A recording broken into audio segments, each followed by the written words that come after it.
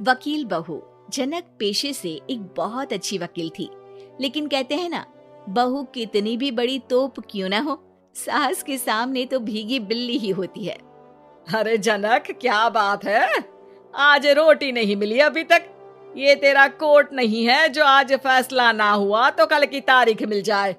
रोटी तो रोज वक्त में चाहिए। हाँ माँ जी, रोटी तो कब की बन गई। मैंने आपको कहा तो खाना खाने के लिए, आपने शायद सुना नहीं होगा।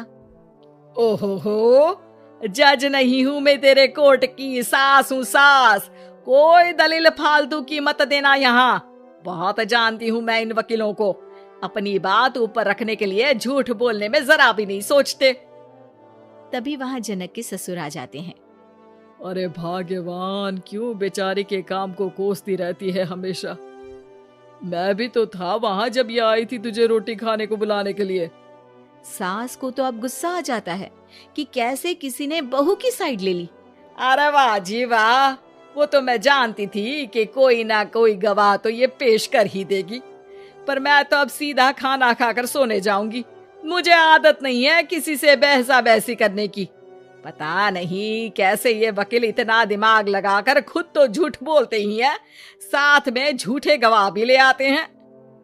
जनक को सास के ताने सुनने की अब आदत सी पड़ जाती। एक दिन जनक वकील की ड्रेस पर काला कोट पहनकर कोर्ट के लिए निकल ही रही होती है कि अरे कहाँ चली काला कौवा बनकर। टोक दिया ना, अब कोर्ट तो वकील वाली ड्रेस पहनकर ही जाऊंगी ना। वाह भाई वाह, दामिनी तो मैंने भी देखी है। सन्नी पाजी ने ऐसा ही कोट पहना था और कहा था कि तारीख पर तारीख, तारीख पर तारीख।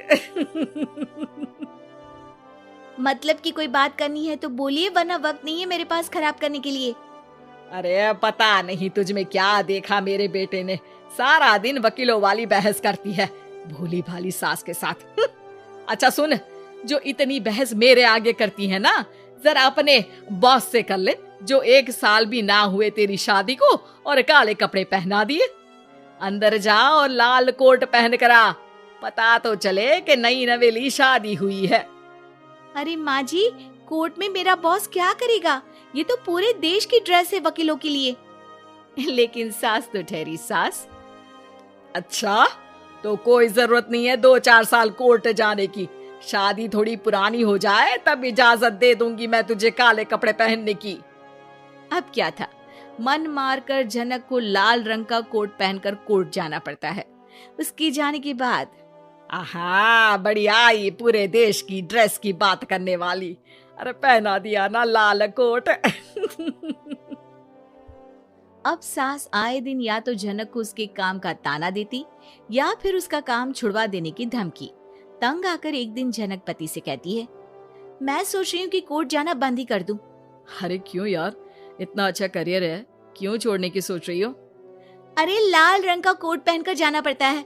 हर बात पर सास ताना देती है कि वकील तेज होते हैं, सवाल जवाब करते हैं, झूठी दलीलें देते हैं। अरे तो ठीक है ना, वो जो कहती है अपनी समझ से कहती है, लेकिन तुमको तो पता है ना कि सच्चाई क्या है। जनक को पति की बात से हौसला मिलता है कि तभी घर पर कुछ लोग आ जाते हैं। अरे आइए आइए पंच साहब, कैसे आना हुआ? अरे भाई साहब, सुना है कि आपकी बहू वकील है। तभी वहाँ सास आ जाती है। हाँ है तो, लेकिन क्या हुआ, फिर कहीं बहस कराई क्या? अरे हम तो खुद दुखी है उसके व्यवहार से। अरे भाभी जी, आपको तो पूरा मोहल्ला जानता है कि आप कितना बोलती है। फिर हम यहाँ बहू रानी की कोई शिकायत नहीं, बल्कि अपनी परेशानी लेकर आए हैं। ससुर जी खुश हो जाते हैं। हाँ हाँ, मैं भी बहू को बुलाता हूँ। जनक वहाँ आती है, सबको नमस्ते करके बैठ जाती है। बहू रानी, हमारे गांव में बड़ी मुसीबत आ गई है। अब तो पूरे गांव की जिम्मेदारी मानो तुम्हारे कंधों पर है। अरे ना ना, इससे तो घर की जिम्मेदारी पूरी नहीं होती, ये गांव की जिम्मेदारी क्या लेगी? भाभी जी आप चुप हो जाओ, यहाँ पढ़े लिखे लोगों की बात हो रही है। आप जाओ, जरा रसोई से सबके लिए चाय लेकर आओ। मैं कॉफी लूंगी। हाँ हाँ, वकील साहिबा के लिए कॉफी। सास सर पैर सब पटक कर वहां से निकल जाती है। बहू, गांव में पानी नहीं आ रहा है, पड़ोसी राज्य ने हमारा पानी रोक रखा है। इसका मामला तो बड़े कोर्ट में चलेगा पंच जी, लेकिन ऐसा क्यों? वो राज्य हम लोगों से पानी के पैसे मांग रहा है। अब आधे गांव में पानी की सप्लाई खत्म हो गई है बहुरानी। अच्छा पंच साहब, बात गांव की है तो मैं जरूर केस लड़ूंगी। यहाँ एक बार फिर सास की एंट्री हो जाती है। अरे वाह जी वाह, ये काम करवा लो, आप हमारी बहू से बहुत अच्छा करती है। मैं हूँ सीधी सादी सास। इस लड़की ने कैसे लड़ लड़ कर मुझे साइड कर रखा है, ये तो अब आपको पता चल ही जाएगा। अरे भाभी जी, आपकी आवाज तो पूरे गांव को सुनाई पड़ती है जब आप बहू रानी को सुंदर वचन सुना रही होती हैं। अरे वकील बहू मिली है, फक्र करो फक्र। हाँ जी हाँ, सारी फकर तो हम लोग ही करें। खैर, अब जो केस लड़ेगी और पानी गांव में आ जाता है तो पंच साहब लिख कर देना होगा कि हैंड पाइप में सबसे पहले मेरी बाल्टी और घड़ा भरेगा।